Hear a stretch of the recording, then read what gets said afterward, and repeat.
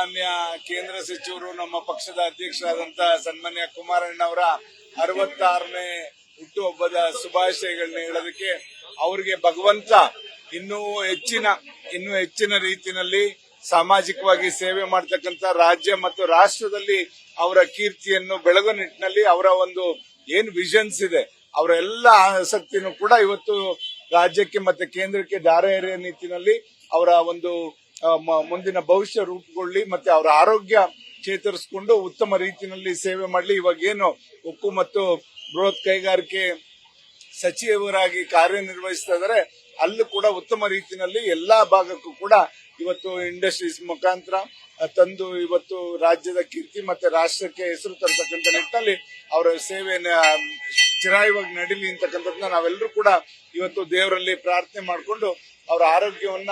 ಇವತ್ತು ಚೆನ್ನಾಗಿಟ್ಟಿರಪ್ಪ, ಅವರು ನಮ್ಗೆ ಇವತ್ತು ರಾಜ್ಯಕ್ಕೆ ಅವಶ್ಯಕ ಅಂತಕ್ಕಂಥದ್ದನ್ನ ನಾವೆಲ್ಲರೂ ಕೂಡ ಭಗವಂತನಲ್ಲಿ ಪ್ರಾರ್ಥನೆ ಮಾಡಿದ್ದೇವೆ. ನ್ಯೂಸ್ ಫಸ್ಟ್ ನಿರ್ಭೀತಿಯಿಂದ ನಿಮ್ಮ ಪರವಾಗಿ.